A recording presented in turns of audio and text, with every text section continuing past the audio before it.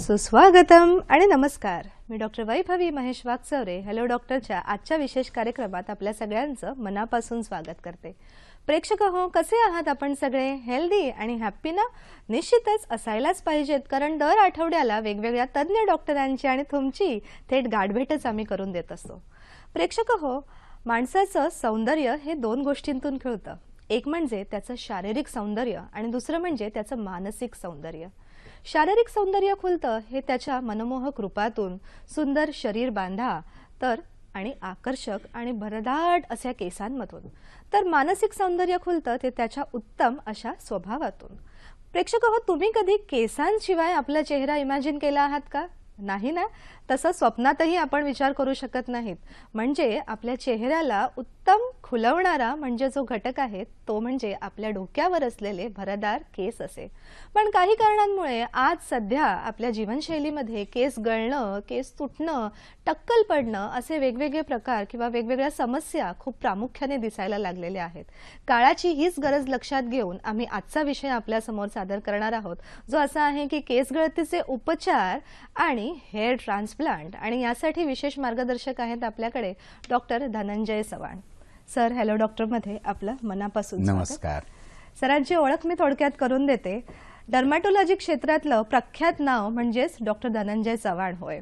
बीजे medical college Pune आणि Sassoon hospital इथून 1989 मध्ये सरांनी डर्मॅटोलॉजीचे पदव्युत्तर शिक्षण घेतलेलं आहे. कराड आणि महाराष्ट्र येथील इन्स्टिट्यूट ऑफ मेडिकल सायन्सेस येथे ते मानद डर्मॅटोलॉजिस्ट म्हणून संबंधित आहेत. गेल्या 27 वर्षांपासून केस गळणं, टक्कल या समस्येविषयी आस्था बाळगून त्यांची प्रॅक्टिस सुरू आहे. पुण्यामध्ये विशेषतः hair MD, hair transplant centre आणि क्लिअर स्किन, लेझर स्किन आणि हेअर क्लिनिक सुरू केलेलं आहे. आणि याच्या ब्रांचेस कराड आणि कोल्हापूर इथे सुद्धा आहेत. 2009 पासून सरांची प्रॅक्टिस विशेषतः या क्षेत्रामध्ये सुरू झाली आणि इतक्या कमी काळामध्ये साधारण 100हून अधिक रुग्णांना त्यांनी हेअर ट्रान्सप्लांटची विशेष अशी आगळीवेगळी चिकित्सा प्रदान केलेली आहे. विशेष म्हणजे सरांनी कॅनडा येथील पॅक्युअर इन्स्टिट्यूट, तसेच सिंगापूर व दक्षिण कोरियातील सेओल आणि चायनामधील शांघायमधून हेअर ट्रान्सप्लांट आणि वेगवेगळ्या चिकित्सांचं रितसर असं शिक्षण घेतलेलं आहे. आणि ट्रान्सप्लांटमधल्या FUE या टेक्निकबद्दल सरांना विशेष आवड आहे. आणखीन एक सरांबद्दल विशेष सांगायचं झालं म्हणजे कॉकटेल ट्रीटमेंट, म्हणजे त्वचेच्या आणि केसांच्या वेगवेगळ्या ट्रीटमेंट एकत्रित करण्यामध्ये सरांना विशेष आवड आहे. प्रेक्षक हो, सुनील आमचे फोन नंबर पाहूयात. आपले फोन नंबर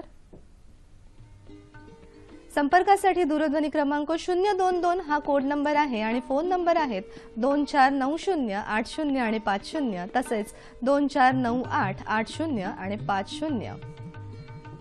प्रेक्षक हो, आपला प्रश्न विचारताना विषयाला अनुसरून आणि सरळ असावा, तसेच आपला टीव्ही संचाचा आवाज मात्र बंद ठेवावा, जेणेकरून आपला प्रश्न थेट आमच्यापर्यंत येईल.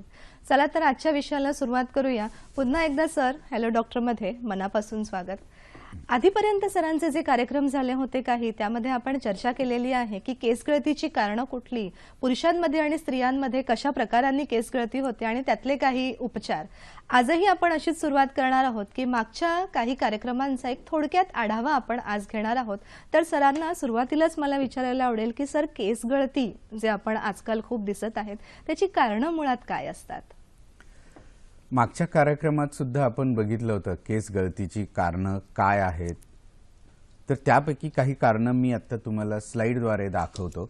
तर महत्त्वाचं कारण आहे एक अनुवंशिकता, हॉर्मोनल, म्हणजे शरीरामध्ये जे काही हॉर्मोन्सचे बदल होतात त्यामुळे न्यूट्रिशनल किंवा व्हिटॅमिन्स, मिनरल्स, शरीरामध्ये पौष्टिक आहार हे जर कमी पडला तरी सुद्धा वेगवेगळ्या कारणांनी आजारी पडलो, फार मोठ्या प्रमाणात शरीरावर ताण आला, त्रास झाला तरी सुद्धा केस हे गळू शकतात.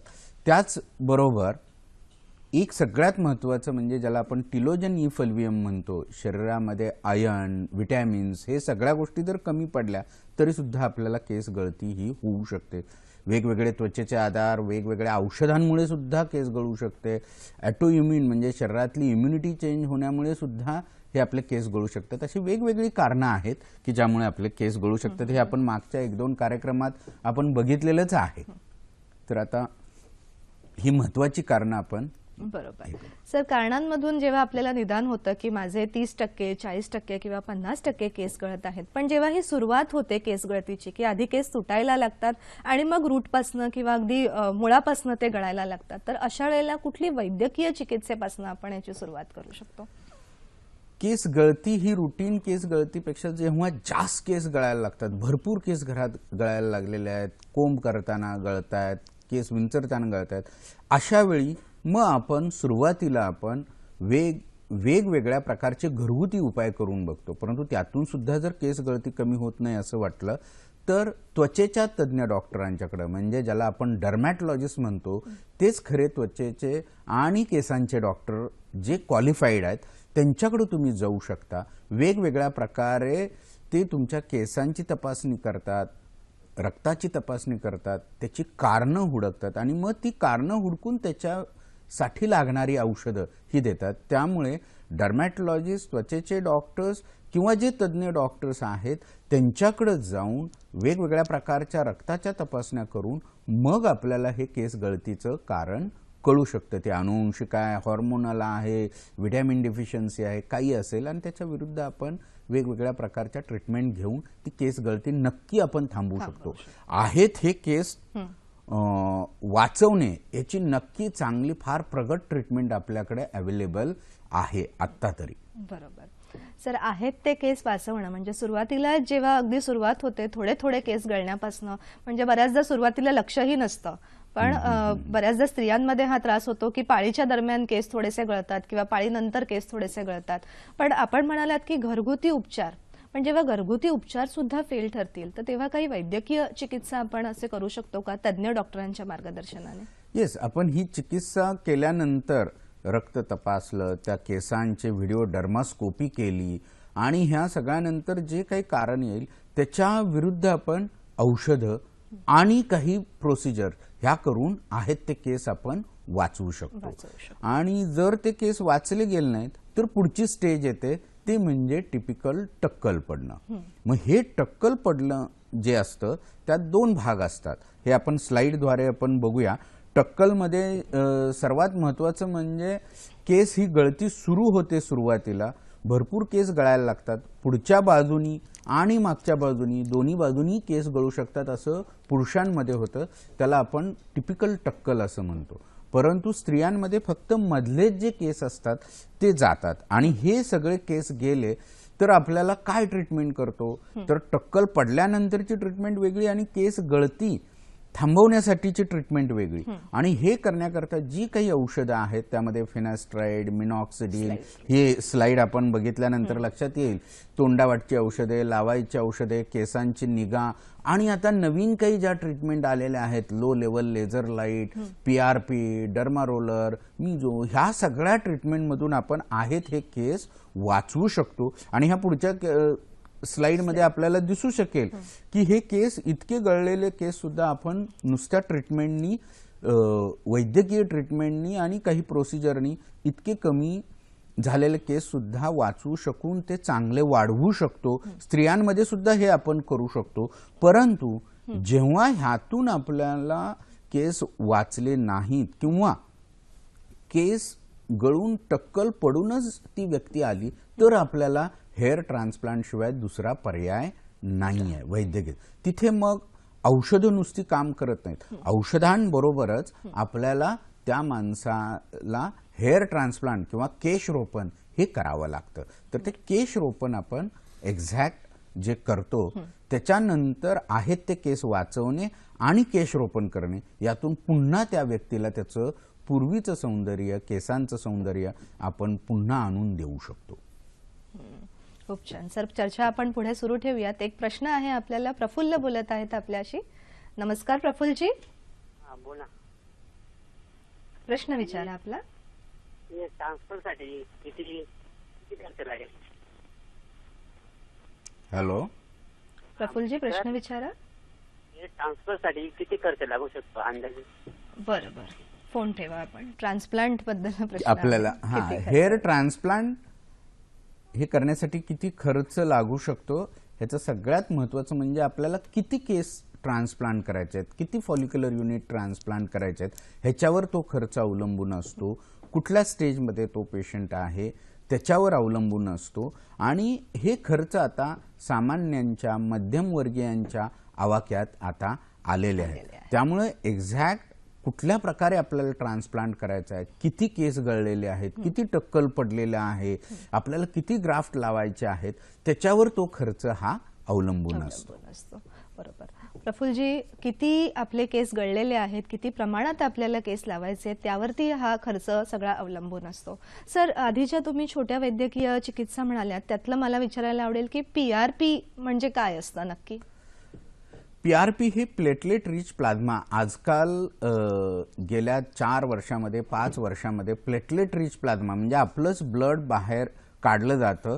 त्या ब्लडमध्ये प्लेटलेट नावाचे जे घटक असतात ते प्लेटलेट बाजूला केले जातात. प्लेटलेटला आपण साध्या सिंपल भाषेमध्ये असं म्हणू शकतो, तो एक ऊर्जा हाऊस आहे. त्याच्यामध्ये भरपूर ग्रोथ फॅक्टर्स असतात आणि ते ग्रोथ फॅक्टर ते प्लेटलेट रक्तातून बाजूला काढून ते प्लेटलेट आणि थोडा प्लाझ्मा घेऊन आपण पुन्हा तो डोक्यांमध्ये केसांच्या मुळांना जर दिला आणि त्या प्लेटलेटमधून जेव्हा व्हेरियस ग्रोथ फॅक्टर्स बाहेर पडतात तेव्हा ते थिन झालेल्या किंवा अगदी पातळ झालेल्या केसांना किंवा जे अगदी डॉर्मंट हेअर आहेत त्यांना स्टिम्युलेट करून केसांची वाढ ही भरपूर करतात.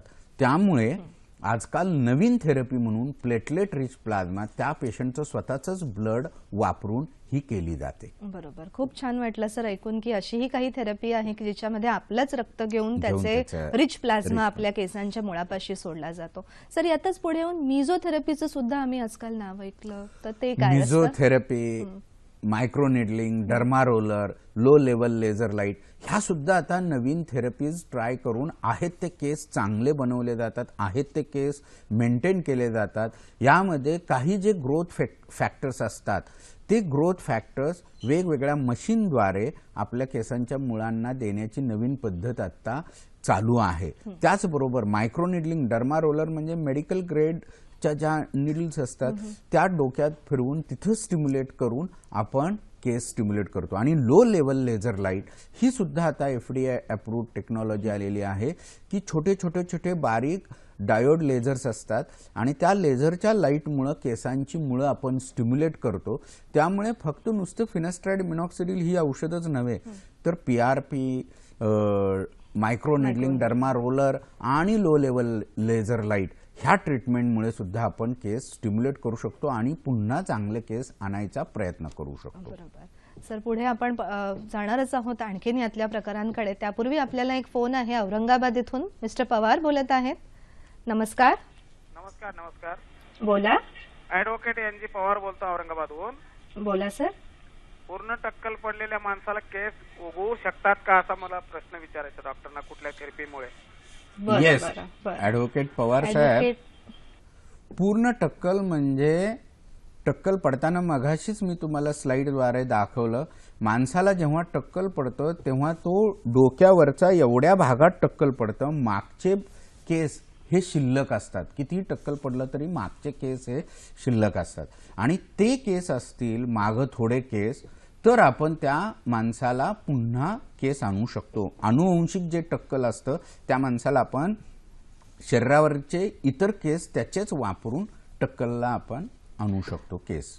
प्रेक्षक हो, आपण पुढे पाहणारच आहोत की पूर्ण टक्कल पडलेल्या किंवा अर्ध टक्कल पडलेल्या अशा दोनही केसमध्ये हे प्रत्यारोपण म्हणजेच हेअर ट्रान्सप्लांट कसं करता येतं, तसंच आज आपण केसांसोबत त्वचेसाठी सुद्धा काही विशेष टिप तुम्हाला मी देणार आहे. पण आता वेळ आहे एका छोट्याशा विश्रांतीची. लगेचच भेटूया हॅलो डॉक्टरमध्ये.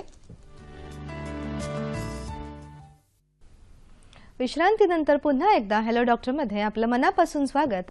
प्रेक्षक हो, केसांबरोबर त्वचेचंही स्वास्थ्य महत्त्वाचं आहे ना.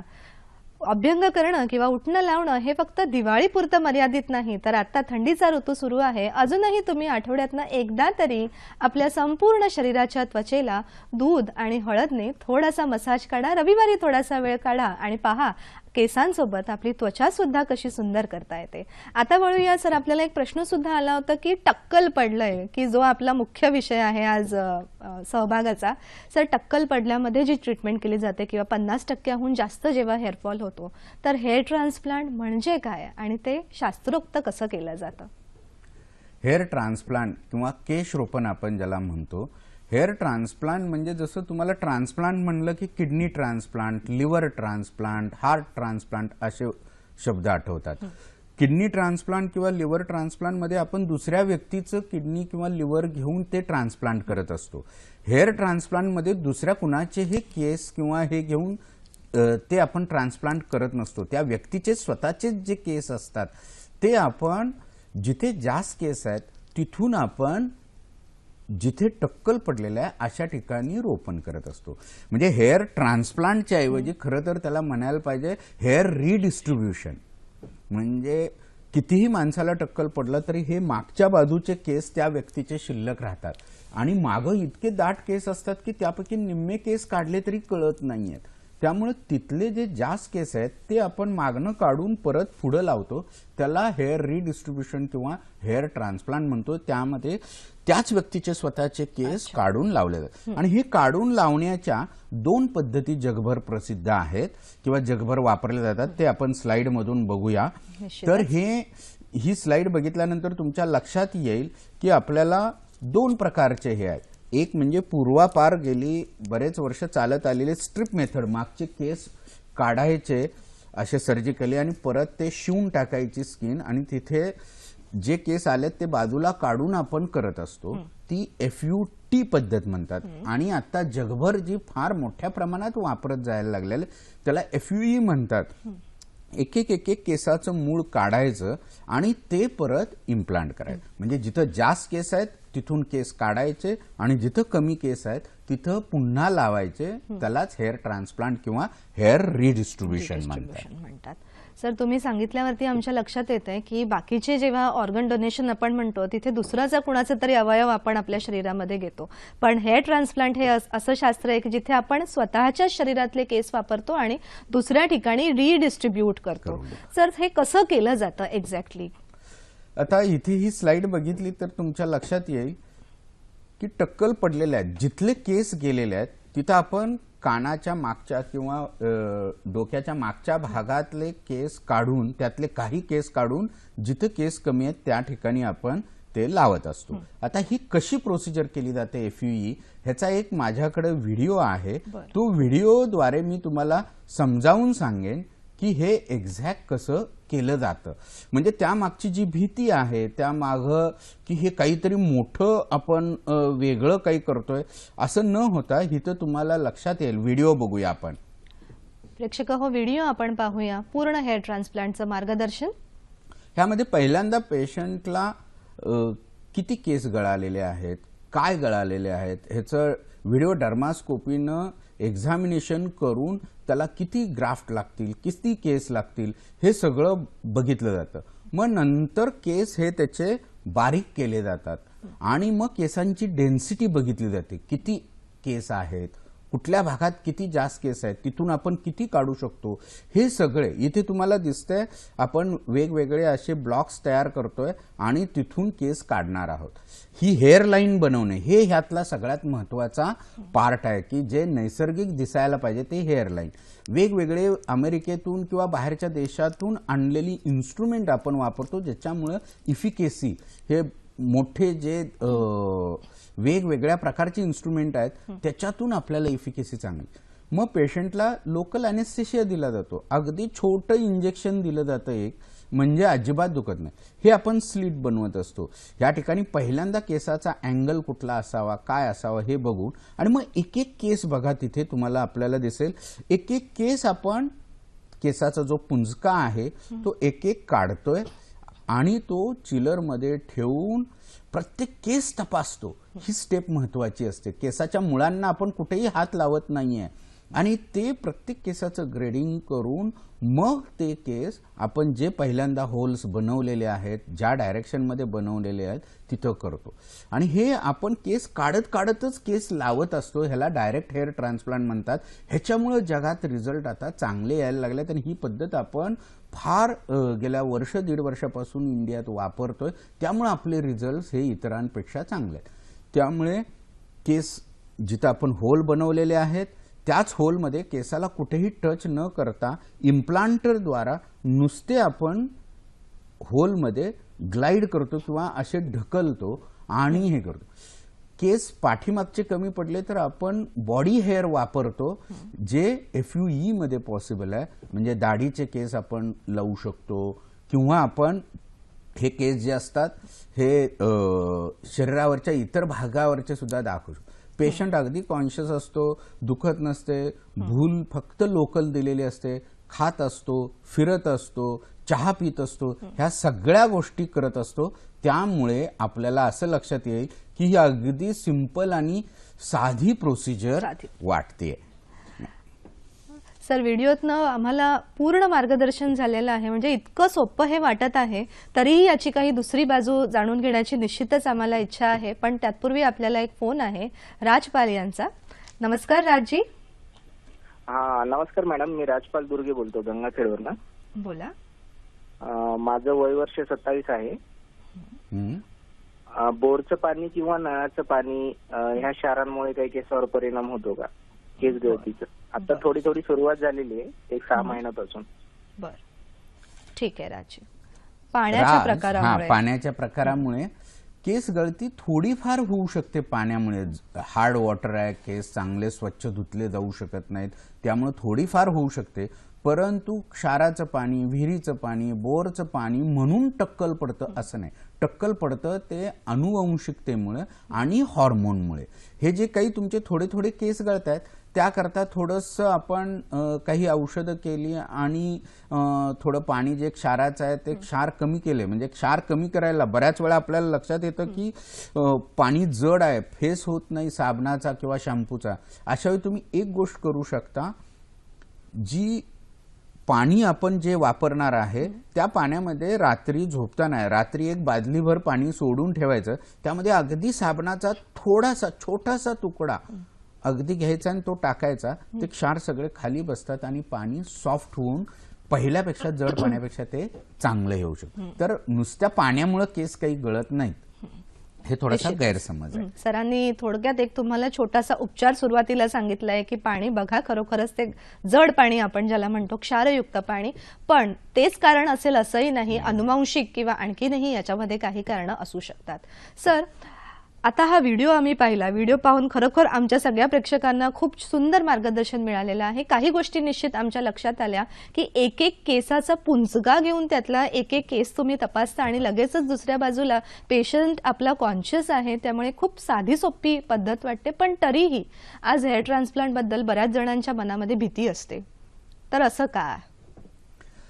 हेअर ट्रान्सप्लांट आत्ता आपण व्हिडिओ बघितल्यानंतर असं वाटतं किती सोपं आहे, नुसतं काढायचे आणि पुढे लावायचे. मग तरी सुद्धा रिझल्ट का चांगले नाही आहेत? बरीच लोक हेअर ट्रान्सप्लांटचे रिझल्ट चांगले नाहीत म्हणून हेअर ट्रान्सप्लांट करत नाहीत.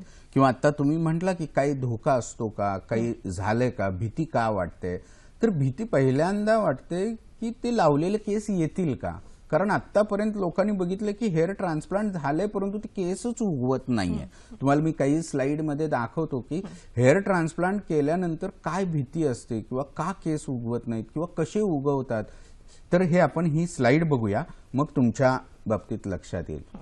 हेअर ट्रान्सप्लांट म्हणजे मागणं काढून केस पुढे लावणे, परंतु ते लावलेले केस उगवले पाहिजेत. त्याकरता आपल्याला योग्य डॉक्टर, योग्य पद्धत, योग्य क्लिनिक निवडणं महत्वाचं असते. इथं बघितलं तर लक्षात येईल भरपूर केस लावले होते. ह्या स्लाइडमध्ये भरपूर केस लावले होते, परंतु त्यापैकी फार थोडेच केस उगवलेले. म्हणजे लावलेले केस पूर्णपणे न उगवणे किंवा हे इन्स्ट्रुमेंट चांगले नाहीत, डॉक्टरच्या तिथली काळजी चांगली झाली नाही, त्यामुळे काढलेल्या केसांचे मोठे व्रण राहणे ही सुद्धा भीती पेशंटला वाटते.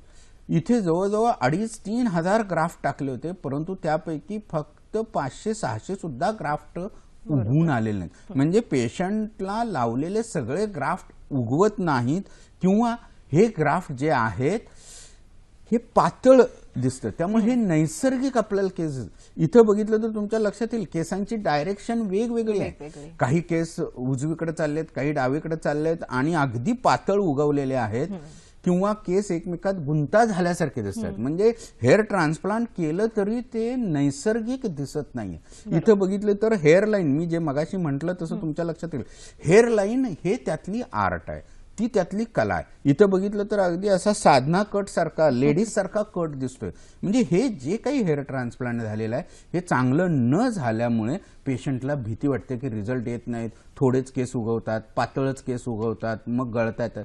त्यामुळे हेअर ट्रान्सप्लांट करताना एक महत्त्वाचं आहे, आर्टिस्टिक आणि नॅचरल लुकिंग हेअरलाईन जर दिसली तरच पेशंटला ते छान वाटतं. सर, सगळे फोटो पाहून खूप छान वाटलं, पण शेवटी जो तुम्ही शब्द म्हटलात की आर्टिस्टिक आणि नॅचरल, म्हणजे जे ट्रान्सप्लांट आपण करणार आहोत ते सुंदर दिसलं पाहिजे आणि नैसर्गिक दिसलं पाहिजे, टोप लावलंय असं वाटता कामा नये. सर, यातनंच विचारायला आवडेल की चांगलं हेअर ट्रान्सप्लांटची लक्षणं कुठली? चांगलं हेअर ट्रान्सप्लांट म्हणजे हेअर ट्रान्सप्लांट केल्यानंतर समोरच्या माणसाला लक्षात सुद्धा आलं न पाहिजे की ते हेअर ट्रान्सप्लांट झाले, हे लावलेले केस आहेत, किंवा त्याची डेन्सिटी म्हणजे घनता चांगली पाहिजे, त्याचा अँगल, लावलेल्या केसांचा अँगल हा केस बाहेर येताना चांगला आला पाहिजे. नाहीतर पुढचे लावलेले केस असे ताट उभे राहिले की ते इतकं खराब दिसतं की लगेच लक्षात येतं हिनी काहीतरी करून आलं आणि ते व्यवस्थित उगवलेलं नाही. किंवा लावलेले केस पुढच्या बाजूला दाट, मागं हळूहळू कमी झाले तरी चालतं, कारण माणसाला कायम पुढनं बघतात. जवळजवळ 90% लोक आपल्याला समोरून बघत असतात. त्यामुळे समोरची बाजू तरी चांगली झाली पाहिजे. त्या केसांचा अँगल, त्या केसांची डेन्सिटी, त्या केसांचा कर्ल, म्हणजे केस आपले असे पुढं पडतात आणि मग मागे जातात. त्यामुळे ह्या गोष्टी फार महत्त्वाच्या असतात. त्याकरता ते डॉक्टर निवडणं, ते क्लिनिक निवडणं, त्या क्लिनिकमध्ये ते आर्टिस्टिकली लावतायत का नाही हे बघणं गरजेचं असतंय. त्यामुळं नॅचरल लुकिंग हेअर ट्रान्सप्लांट जर असेल तरच ते छान दिसू शकतं. सर, खूप छान वाटलं तुमच्याकडून. नॅचरल लुकिंग हेअर ट्रान्सप्लांट असेल आणि शास्त्रोक्त टीमने जर तो केलेला असेल तरच तो सक्सेसफुल होऊ शकतो. प्रेक्षक हो, स्त्री आणि पुरुष या दोघांमधल्याही हेअर ट्रान्सप्लांटच्या काही विशेष पद्धतीही आपण पाहणार आहोत आणि माझ्या काही एखाद्या विशेष टिप्स बरोबर. पण आता वेळ आहे एका छोट्याशा विश्रांतीची. लगेचच भेटूया हॅलो डॉक्टरमध्ये.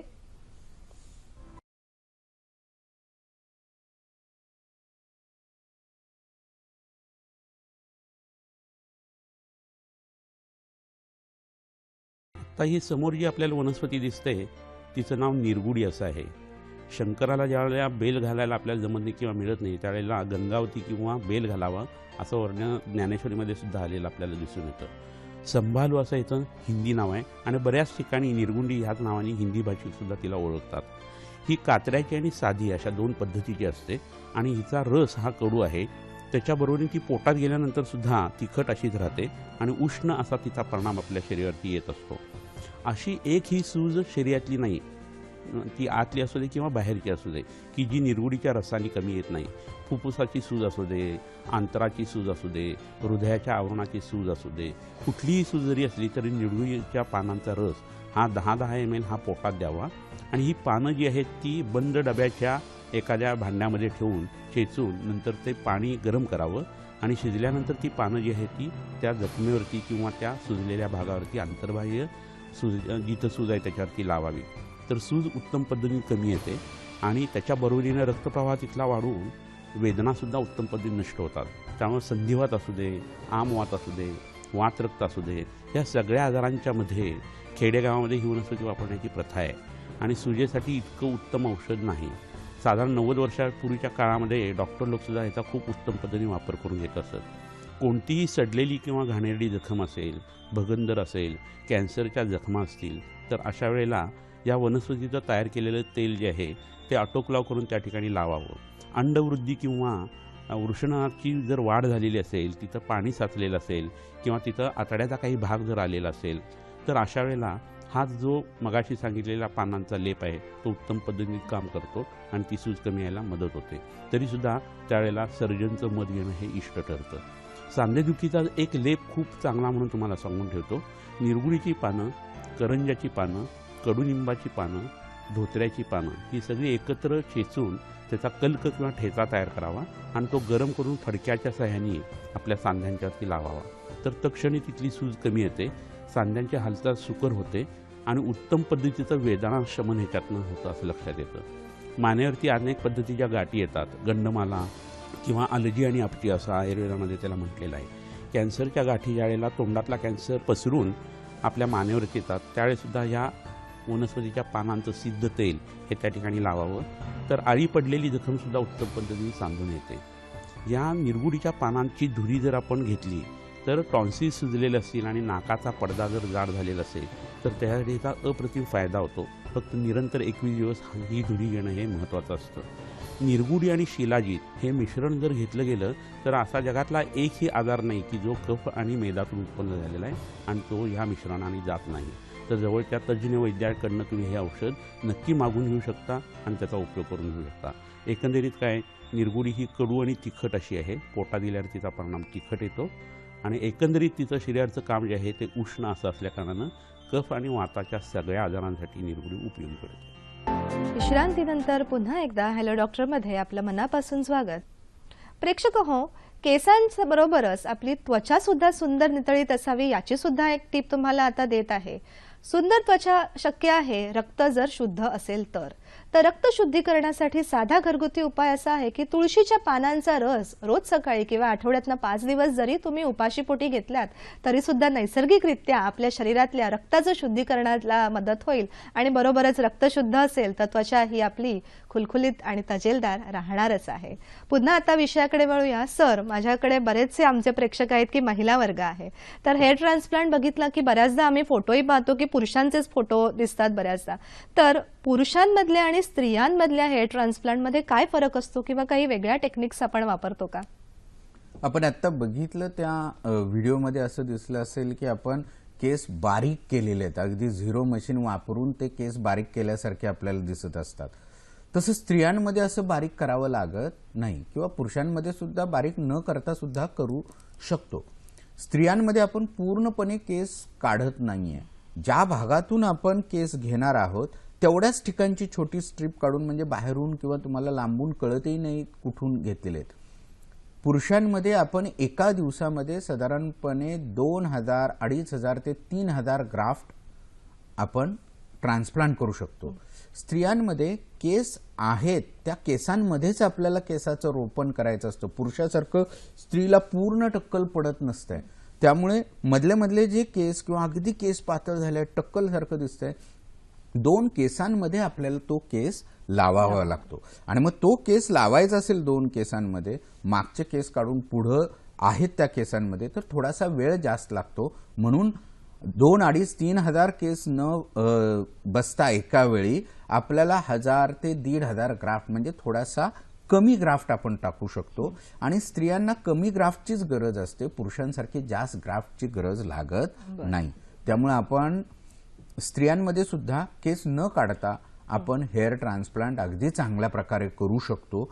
हे करण्यासाठी मात्र चांगले मॅग्निफाईंग लेन्स, चांगली इन्स्ट्रुमेंट, चांगले पंचेस हे लागत असतात. साधे पंचेस वापरले किंवा मॅग्निफिकेशन जर चांगले नाही वापरले तर आहेत ते केस सुद्धा गळून पडण्याची भीती असते, कारण त्याला ट्रॉमा होतो. त्यामुळे योग्य मॅग्निफिकेशन, अगदी ॲडव्हान्स मशिनरी जर असेल तरच तुम्ही चांगलं हेअर ट्रान्सप्लांट करू शकता, आहेत ते केस वाचवून. सर, खूप छान ऐकलं. विशेषतः माझ्या सगळ्या मैत्रिणी खुश असतील की स्त्रियांमध्ये सुद्धा जेव्हा केस विरळ होतात किंवा एखाद्या ठिकाणचा केसाचा पुंजका निघतो अशा वेळेला कमी ग्राफ्टमध्ये आपण हेअर ट्रान्सप्लांट स्त्रियांमध्ये करू शकतो. सर, व्हिडिओमध्ये आम्हाला दिसलं की आपला तो रुग्ण नंतर बाहेर बसून चहा वगैरे पित होता आणि अगदी कम्फर्टेबल होता. तर तिथेच मला विचारायला आवडेल की पथ्य अपथ्य एकदा हेअर ट्रान्सप्लांट झालं की पुढे काय काळजी घेणं आवश्यक आहे? हेअर ट्रान्सप्लांट ही अगदी डे केअर सर्जरी आहे. म्हणजे पेशंट अगदी दर तासाला 2 तासाला चहा पिऊ शकतो, जेवण अगदी पाहिजे ते करू शकतो. हेअर ट्रान्सप्लांट चालू असताना गप्पा मारत असतो, वेगवेगळी गाणी ऐकत असतो. त्यामुळे ही पेशंट फ्रेंडली हे आहे आणि अगदी पूर्ण जागरूक असतो. त्याला छोटी भूल दिलेली असते, त्यामुळे अजिबात दुखत नसते. दुखणं हा प्रकार नसतो. माणसाला भीती वाटते एवढं हे करायचं म्हणजे मला किती दुखेल, तर अजिबात दुखत नसतंय. लोकल ॲनेस्थेशिया खाली केलेलं असते. तुम्ही जागरूक असता, चहा, कॉफी, जेवण काय पाहिजे ते करू शकत असता. अगदी तुम्ही समोर टीव्ही, पिक्चर सुद्धा बघू शकता, मोबाईलवर काही बघू शकता. इतकी ती पेशंट फ्रेंडली सर्जरी आहे. आणि पथ्य म्हणजे ज्या दिवशी आपण करतो हेअर ट्रान्सप्लांट त्या दिवशी आणि पुढचे 1-2-4 दिवस केसांची काळजी घेणं एवढं गरजेचं आहे.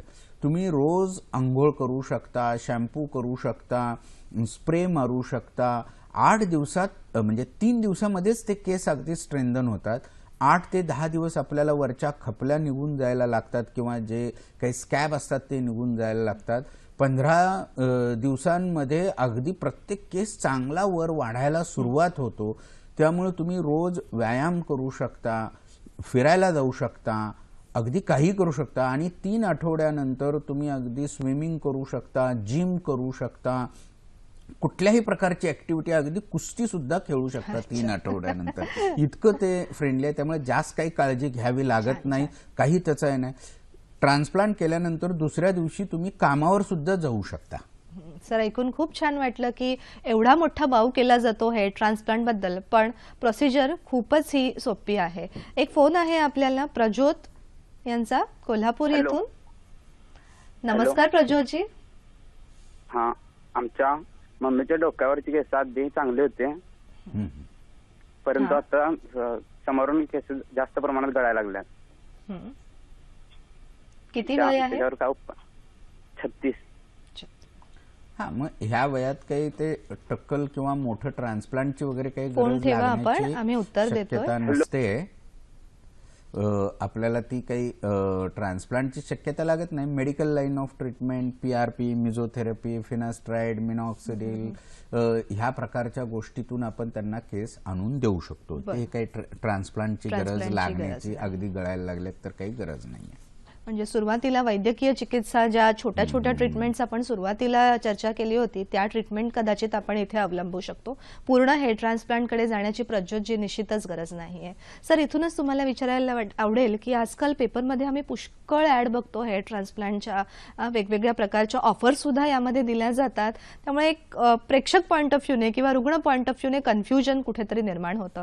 पण तुमच्याकडनं मार्गदर्शन घ्यायला खूप आवडेल की एखादं चांगलं सेंटर कसं निवडावं, कुठल्या गोष्टी आपण लक्षात ठेवाव्या एक रुग्ण म्हणून, आणि चांगल्या सेंटरमध्ये आपली ट्रीटमेंट करून घ्यावी.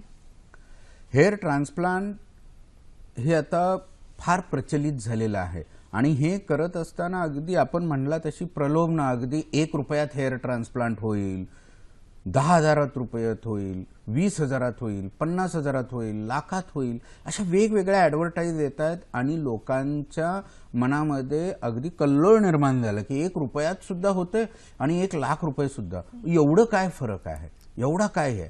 तुम्ही आत्ता बघितल्यानंतर तुमच्या लक्षात येईल, आपण केस हा मागून काढून पुढं लावतोय, म्हणजे तो केस हा एक जिवंत अवयव आहे. त्यामुळं तो जर प्रॉपरली हँडल केला, प्रॉपरली काढला, व्यवस्थित काढला आणि व्यवस्थित लावला, त्याचा अँगल व्यवस्थित असेल, डेन्सिटी व्यवस्थित असेल, त्याचा कर्ल व्यवस्थित असेल, तरच तो चांगला दिसतो किंवा तो उगवतो. त्यामुळे अगदी कमी किमतीमध्ये किंवा अगदी जे काही तुम्हाला असं लक्षात येतं की अगदी चीप आहे, त्या ठिकाणी लावलेली केस पुन्हा तेवढे येतील ह्याची खात्री नसते, म्हणून तर ते चीपमध्ये देऊ शकतात किंवा म्हणून तर ते अगदी कमी किमतीत करू शकतात. कारण पूर्ण दिवसभरात आपण 2,500 ते 3,000 केस किंवा 2,000 ग्राफ्ट, 3,000 ग्राफ्ट टाकू शकतो. तर त्याला पूर्ण दिवस जात असेल तर कसं ते 1 रुपयात किंवा 10,000 रुपयात आणि 5,000 रुपयात, 10,000, 5,000, 20,000 काही जे काही किंमत असते त्यामध्ये क्वालिटी हेअर ट्रान्सप्लांट होत नाही. मी मगाशी दाखवले तसे फोटोंमधले 1,000 लावले तर त्या 1,000 पैकी 20च येऊ शकतील, 200 येऊ शकतील, 300 येऊ शकतील. म्हणजे ज्या गोष्टी करता तुम्ही ही इलेक्टिव्ह सर्जरी करताय ते तुमचं साध्य होत नाही. नुसते लावले म्हणून केस लावले जातात 1,000, परंतु त्यातली उगवण क्षमता फार कमी होते आणि मग परत ते अगदी ऑड दिसतं की ह्या माणसाला टक्कल आणि कुठेतरी 4 केस आलेत, ते ऑड दिसतं. त्यामुळं चांगल्या ठिकाणी तुम्ही करायचं.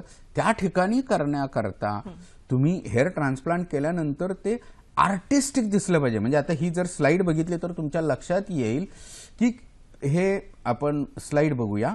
इथे बघितलं तर वरच्या फोटोमध्ये आपल्याला असं दिसेल की त्या माणसाला थोडंसं टक्कल पडलेलं आहे आणि खालच्या फोटोमध्ये आपण बघितलं की हेअर ट्रान्सप्लांट केल्यानंतर ते आलेले केस किती नैसर्गिक दिसतंय. केस असे वळवून मागं पडतायत, केसाची डेन्सिटी चांगला आहे. सांगितलं म्हणून वाटतंय, लक्षात येतं की ह्याचं हेअर ट्रान्सप्लांट केलेलं आहे. किंवा ह्याच्यामध्ये सुद्धा बघा केस असे रुळलेले आहेत, वळलेले आहेत, कुठल्याही प्रकारे मध्ये गॅप्स आपल्याला दिसत नाहीयेत. हे सगळं करण्याकरता हेअर लाईन बनवणं महत्वाचं असतं.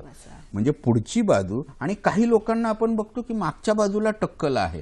मग मागच्या बाजूला टक्कल असेल तर तिथले केस सुद्धा इतके चांगल्या प्रकारे आपल्याला टाकले गेले पाहिजेत की जणू काही तिथं बोहरा तयार झाला पाहिजे. इथं आर्ट आहे, इथं कला आहे.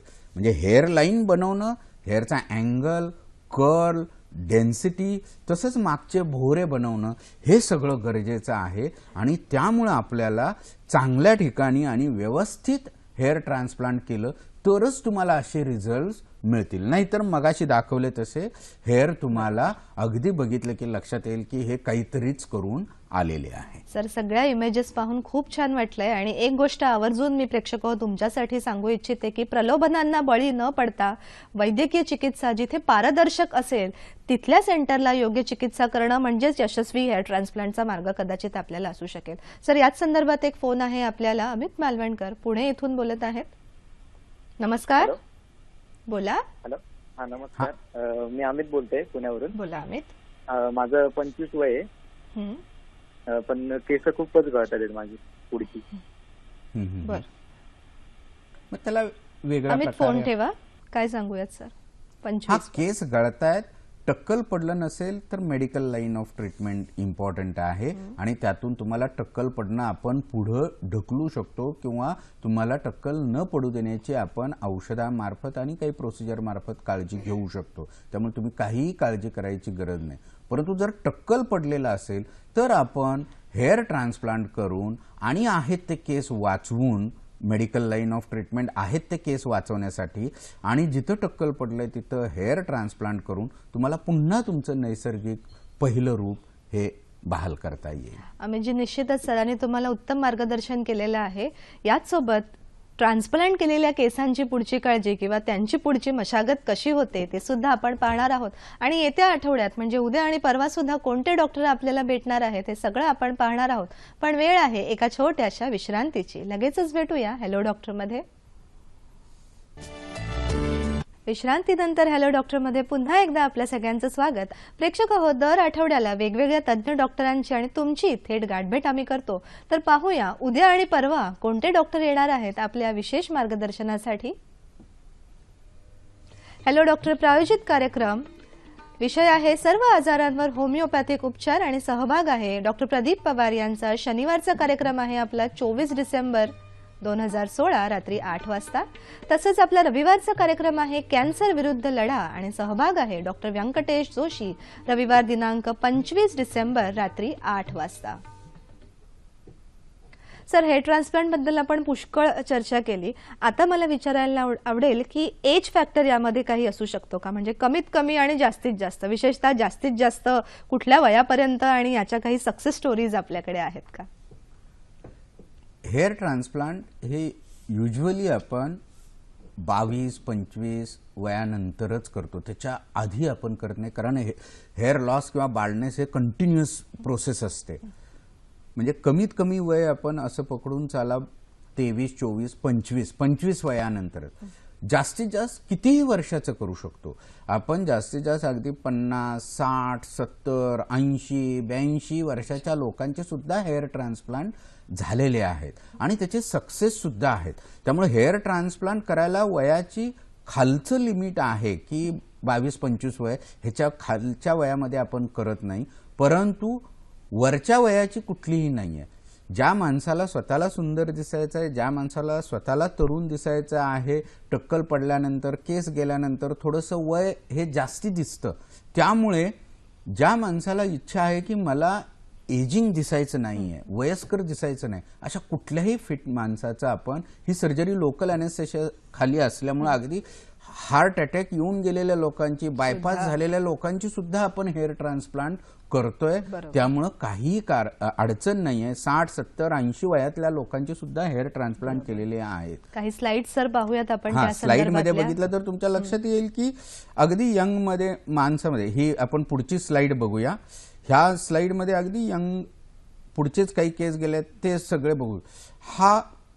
ही व्यक्ती आहे, अगदी खालचा फोटो बघितला तर ही व्यक्ती आहे 65 वर्षाची, अगदी पूर्ण टक्कल पडलेला आहे. ह्या व्यक्तीचे सुद्धा आपण हेअर ट्रान्सप्लांट करून किती नैसर्गिक लुक दिलेला आहे, किती अगदी छानपैकी केस रुळत आहेत. इथे बघितलं तर हा परत 24 वर्षाचा आहे, लग्न न झालेला मुलगा आहे. समोरून अगदी पूर्ण टक्कल त्याचं पडलेलं आहे. ते टक्कलमध्ये सुद्धा नैसर्गिक केस असे दिसत आहेत. 32 वर्षाचा हा मुलगा आहे, ह्याचे सुद्धा पूर्ण टक्कल पडलेले. हे नैसर्गिक नॅचरल लुकिंग आपण हेअर ट्रान्सप्लांट, कुठेही गॅप्स न दिसता. 58 वर्षाची व्यक्ती आहे, मागचे केस गेलेले आहेत, पुढचे केस गेलेले आहेत. भरपूर आपण जवळजवळ 7,000 ग्राफ्ट 7,200 ग्राफ्ट केलेले आहेत आणि पूर्ण केस भरून अगदी पुन्हा त्याला त्याचं तारुण्यासारखा आपण केसांचा त्याला भार दिलेला आहे. तर ही डेन्सिटी, हे नॅचरल लुक, हा कर्ल, हे सगळं महत्वाचं आहे. मागच्या बाजूला आपण थोडे मुद्दामून केस कमी टाकलेले आहेत, कारण ते 7-8 हजार केस आपल्याला सगळीकडे पसरून वापरायचे होते, त्यामुळे हे लुक महत्वाचं आहे. हा बघितला फोटो तर तुमच्या आपलाच फोटो दिसत आहे सर. तर पुढच्या बरोबर, इथे बघितलं तर तुमच्या लक्षात येईल हा माझाच फोटो आहे. हा माझाच फोटो बघितल्यानंतर तुमच्या लक्षात येईल पहिलं माझं हेअर ट्रान्सप्लांट 2.5 वर्षापूर्वी केलं. 7,000 ग्राफ्ट 7,300 ग्राफ्ट टाकले आणि नंतर परत 4,000 ग्राफ्ट टाकून आपण हे अशा प्रकारे 1-2 वेळा करू शकतो. चांगल्या सेंटरला करण्याची गरज का आहे, तर दुसरं सुद्धा हेअर ट्रान्सप्लांट तुम्हाला अजून काही वर्षांनी वाटलं की अजून एकदा करावं, तर ते मागचे केस हे जपले पाहिजेत. त्याला चांगलं इन्स्ट्रुमेंट, चांगल्या प्रकारच्या डॉक्टर असतील तरच सेकंड सुद्धा आपण घेऊ शकतो आणि असं पुन्हा आपण कितीही टक्कल असलं तरी हे रूप देऊ शकतो. सर अगदी शेवटी तुम्हाला विचारायला आवडेल की मशागत म्हणजे ट्रान्सप्लांट नंतर आम्ही केस कापू शकतो का आणि किती आमचे वाढतात किंवा सारखं तुमच्याकडे फॉलोअपची गरज आहे का? हेअर ट्रान्सप्लांट केल्यानंतर कुठल्याही प्रकारची गरज नसते. हेअर ट्रान्सप्लांट केले की तुमचेच केस हे नैसर्गिक, हे काही आपण टोप बसवत नाही, विविंग करत नाही किंवा पर्मिंग करत नाही, असं हे काही करत नाहीये. त्यामुळं जसं आपल्याकडला बार्बरकडं किंवा केश कर्तनालय केंद्रात जाऊन हे करावं लागतं तसं काही नाही. एकदा ट्रान्सप्लांट केलं की ते नैसर्गिक वाढतात, कटिंग करू शकता, वेगवेगळी स्टायलिंग करू शकता. त्यामुळे सारखं सारखं डॉक्टरकडे यायची गरज नाहीये. खूप छान वाटलं आहे सर ऐकून. पूर्णच आपला विषय आणि इतक्या नैसर्गिक पद्धतीने तुम्ही सांगितलात आणि दिसला सुद्धा आम्हाला. प्रेक्षक हो, आता वेळ आहे आपल्या आरोग्य सल्ल्याची. आजचा आरोग्य सल्ला आजच्याच विषयाच्या संदर्भात. केसांच्या उत्तम आरोग्यासाठी प्रथिनयुक्त आहार अत्यंत आवश्यक आहे. कडधान्य, डाळी, दूध, अंडी, मासे, मांसरस इत्यादी आहारात समावेश असावा. केसांसाठी नैसर्गिक कंडिशनर म्हणजे आठवड्यातनं 2 ते 3 वेळा केसांना मुळांपासून तेल लावणं होय. तसंच शॅम्पू हा फेसयुक्त असल्यामुळे तो केसांच्या मुळांपर्यंत तसंच डोक्याच्या त्वचेपर्यंत पोहोचून केसांच्या मुळांमधली घाण स्वच्छ करतो. आठवड्यातनं कमीत कमी 2 वेळा अंघोळीपूर्वी 15 ते 20 मिनिटे केसांना तेल लावणे हे केसांच्या सुदृढ आरोग्यासाठी अत्यंत आवश्यक आहे. प्रेक्षक हो, काही कारणास्तव आजच्या कार्यक्रमाचा काही भाग आपला नसेल पाहता आला, तसेच आजच्या कार्यक्रमाचा पुनःप्रक्षेपण आपण पाहू शकताय. हॅलो डॉक्टर आजचाच कार्यक्रम पुनःप्रसारण गुरुवार दिनांक 5 जानेवारी 2017 सकाळी 9 वाजता. आजचाच विषय आणि सहभाग डॉक्टर धनंजय चव्हाण यांच्यासोबत. आजच्या कार्यक्रमाचा फीडबॅक आम्हाला देण्यासाठी तसंच नवीन नवीन डॉक्टरांना आमच्याच बरोबर सहभाग करण्यासाठी आमचा पत्ता पाहूयात. निर्माती हॅलो डॉक्टर, दूरदर्शन केंद्र वरळी, मुंबई 400030. आमचा ईमेल ॲड्रेस आहे hellodoctor@gmail.com. तसंच यूट्यूब आणि फेसबुकच्या लिंकमधून सुद्धा तुम्ही आमच्याशी संपर्क साधू शकता.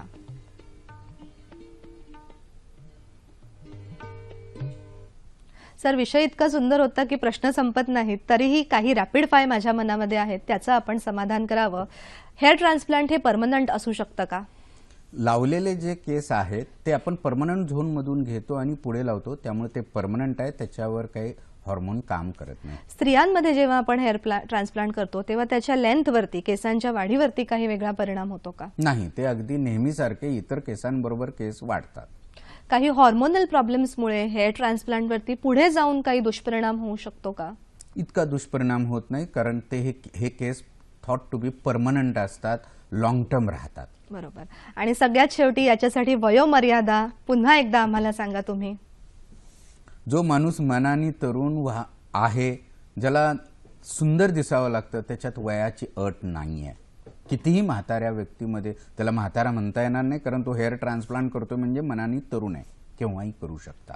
खूप छान. सरांनी आपल्याला शेवटच्या उत्तरामध्ये एक सल्ला सुद्धा दिलेला आहे. आणि प्रेक्षक हो, मलाही तुम्हाला सांगायला आवडेल की सौंदर्यासाठी वय नसतं. हेअर ट्रान्सप्लांट हे जसं विज्ञान आहे तशीच ही कला सुद्धा आहे. ही कला आपल्या तज्ज्ञ डॉक्टरांकडे आहे आणि त्यातनंच हा साक्षात्कार झालेला आहे की एवढ्या सगळ्या केसेस आपण सक्सेसफुल पाहिल्या आहेत. त्यामुळे ज्यांना ज्यांना सुंदर दिसायची आवश्यकता आहे किंवा मनातनं वाटतं की मी सुंदर राहणं आवश्यक आहे, त्या सगळ्यांसाठी सौंदर्य चिकित्सेतल्या या चिकित्सेचा, या शास्त्राचा आपण उपयोग करून घ्या. आम्ही तुम्हाला एक माहिती पुरवलेली आहे. आता दुसरं पाऊल तुम्ही घ्या आणि निश्चितच यशाच्या शिखरावरती एक आत्मविश्वास बनून अशा पद्धतींचा चिकित्सेचा तुम्ही उपयोग करा. डॉक्टर, आज तुम्ही आमच्याकडे आलात, आम्हाला उत्तम मार्गदर्शन दिलं, त्यासाठी आमच्या परिवारातर्फे तुमचे मनापासून आभार. नमस्कार. आणि प्रेक्षक हो, तुमच्यासाठी खूप खूप शुभेच्छा. बी हेल्दी आणि बी हॅपी.